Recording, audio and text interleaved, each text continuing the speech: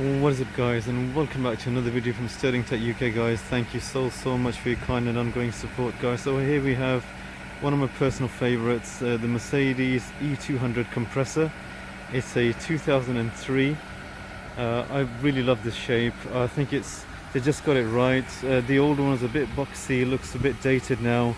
This came out fresh in 2002, I believe, and late 2002, early 2003, and it absolutely looks, I mean, even now it's about 17 years old and it still looks very nice. It's got very elegant lines. The headlamps are classically beautiful. It's a very well shaped, well contoured car. Whichever angle you look at it, it's absolutely beautiful. The front and the back. It's got the LED lights at the back as well, and it's a beautiful colour. I think it's called tea light blue, which is quite rare, quite nice. This is the Aventguard model, guys, so you get the full panoramic roof, which looks quite beautiful, and you've got the Aventguard badging.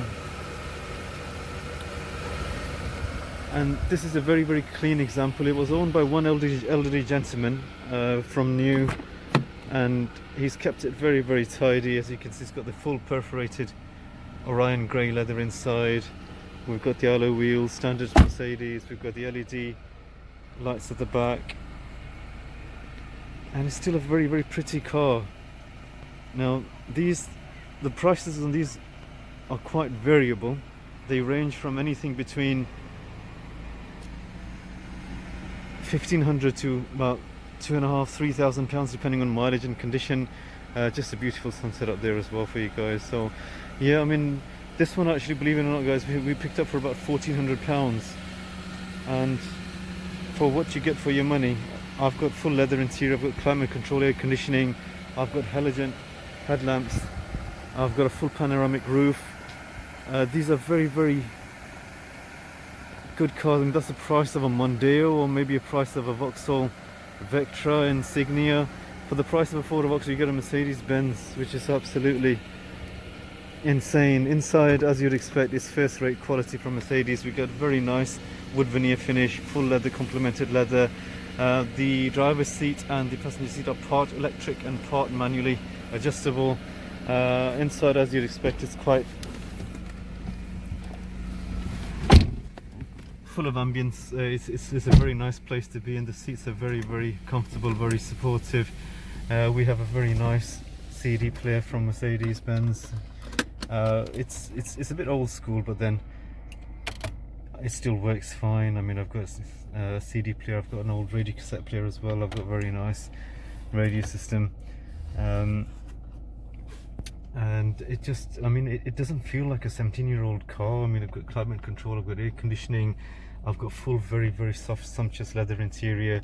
I've got the Aventguard badging on my automatic gear stick as well, and there's plenty of pocket holes where you can put your luggage and stuff. And the material, as you'd expect from Mercedes-Benz, is very good quality, and the finish is superb.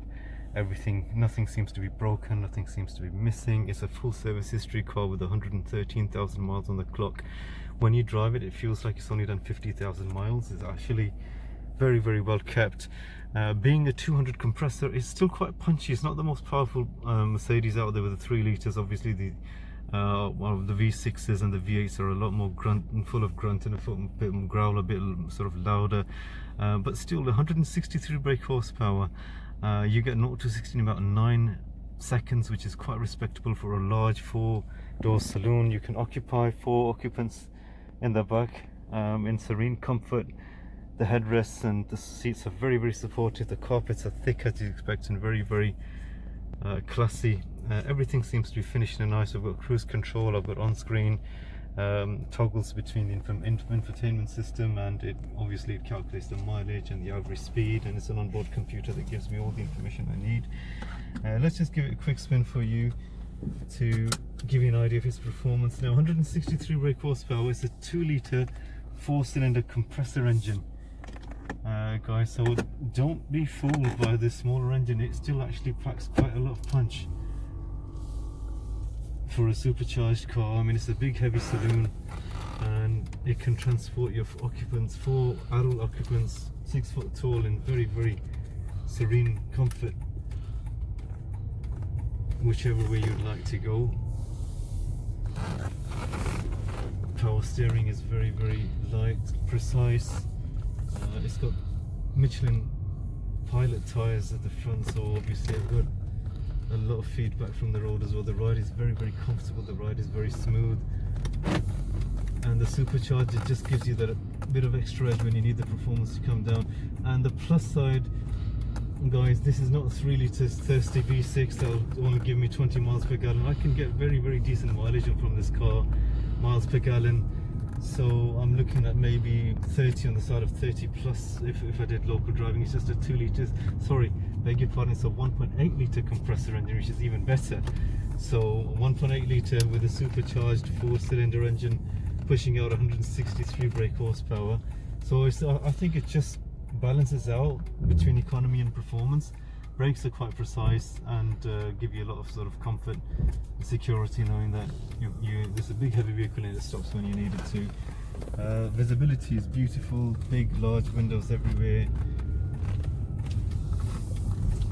Suspension is good from Mercedes, not quite up to Jaguar standards, believe me. Please watch out the Jaguar S-Type video to compare them both, but it's still decent. It does the job. There's no knocks or bangs. It's a very smooth ride. The tyres are quite new, so the ride is absolutely silent. Being a smaller engine, it tends to be a bit more on the quieter side, and the big sort of V6s, obviously they growl more, they sound a bit more aggressive. But with this smaller engine, you get the best sort of performance and economy package, and also it's very silent, it's very smooth. It's a joy to drive this car, and when you need it to, all you do is just open the throttle and it quickly gains speed. It's not slouched by any standards. It would rapidly pick up pace, and it's just comfortable. The drive is effortless on this, guys, and this is just £1,400 if you think about it. What else can you buy? That's like Fiesta money compared to a Mercedes-Benz E-Class 200. So if you're looking for a mid-sized luxury family saloon car with a big boot that you could do shopping in, that you could transport your family in security, you've got ABS braking, you've got SRS airbags all around, you've got a very, very sturdy, strong body from Mercedes-Benz. Just watch out for the rust spots. This one's got none at all. They do sometimes tend to perish underneath the wheel arches or the door sills. Some areas of the boot tend to perish, but this one's got absolutely no rust whatsoever. This came with a full service history from an elderly gentleman, and it drives absolutely like brand new.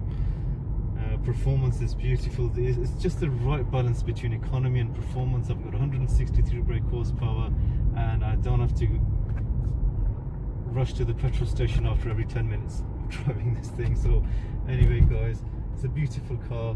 You can pick this up from anywhere between £1,500 to £2,000 depending on mileage, condition and age. Go for a low mileage one, go for a service history one, pay a little bit extra for your peace of mind, and you've still got a genuinely enjoyable car to drive with a very good performance to economy ratio. And of course, look at the TriStar at the bonnet. It's a Mercedes-Benz. It just makes you feel that little bit special when you're driving one of these, guys. Thank you so much for watching. Hope you enjoyed this video. Please be kind enough to hit the like and subscribe buttons on your way out. We're a small channel and we are utterly grateful for your kind and generous support. Please look after yourselves and have a really nice day.